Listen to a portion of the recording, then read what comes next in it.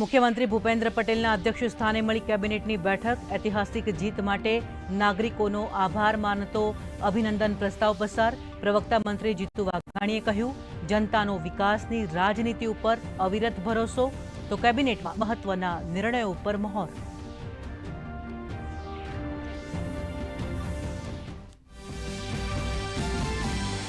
ચૂંટણી દરમિયાન બહોળા જનસંપર્ક દ્વારા જાણવા મળેલી નાગરિકોની સમસ્યા ઉકેલવા કેબિનેટની બેઠકમાં મુખ્યમંત્રી ભૂપેન્દ્ર પટેલના આદેશ। તો વિદ્યાર્થીઓને એડમિશન સહિતની સુવિધા માટે 20 ઓનલાઈન સેવાઓ તાત્કાલિક મળે તે માટે વહીવટીતંત્રને કર્યું સૂચન।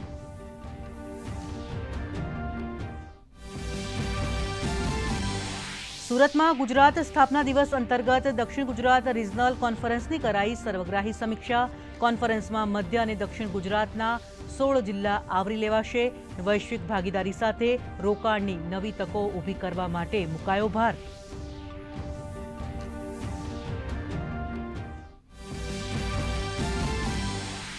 સુરતમાં થશે 66મા ગુજરાત સ્થાપના દિવસની રાજ્યકક્ષાની ઉજવણી। આ અંતર્ગત શહેર પોલીસ દ્વારા ત્રિદિવસીય શસ્ત્ર પ્રદર્શન ખુલ્લું મુકાયું।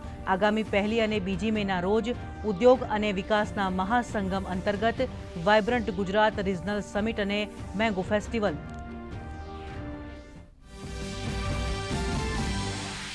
સ્થાનિક સ્વરાજ્યની ચૂંટણીના પરિણામો બાદ વિવિધ જિલ્લામાં ભાજપ કાર્યકરોનો વિજયોત્સવ।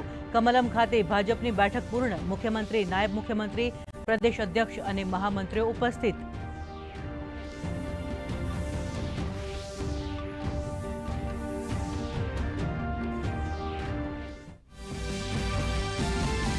પશ્ચિમ બંગાળમાં અંતિમ તબક્કાનું મતદાન પૂર્ણ। સાંજે 5 વાગ્યા સુધીમાં 89.99% જેટલું જંગી મતદાન। સૌથી વધુ પૂર્વ વર્ધમાનમાં 92.46%, તો હુગલીમાં 90.34% મતદાન। મમતા બેનર્જી અને સુવેન્દુ અધિકારી સહિતના ઉમેદવારોના ભાવિ ઈવીએમમાં સીલ।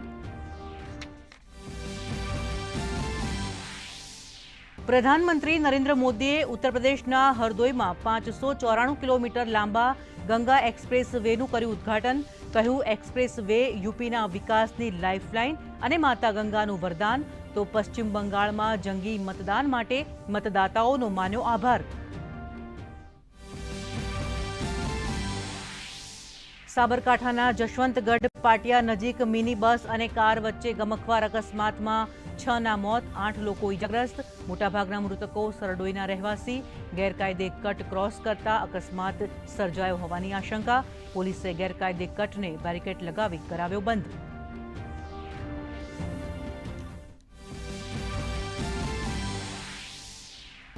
રાજ્યમાં સૂર્યદેવ આકરા પાણીએ 43 ડિગ્રી સાથે રાજકોટ, તો અમદાવાદમાં પણ 42.6 ડિગ્રી શેકાયું। ગાંધીનગર, અમરેલી સહિત 3 જિલ્લામાં ગરમી 40 ડિગ્રીને પાર।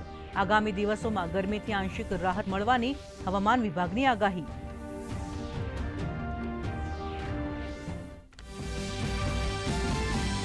અને આઈપીએલ સિઝનની આજે 41મી મેચ વાનખેડે સ્ટેડિયમમાં મુંબઈ ઇન્ડિયન્સ અને સનરાઇઝર્સ હૈદરાબાદ વચ્ચે રસપ્રદ મુકાબલો। મુંબઈ માટે કરો યા મરોની સ્થિતિ। સતત 4 જીત, સનરાઇઝર્સ હૈદરાબાદને જીતનો વિશ્વાસ।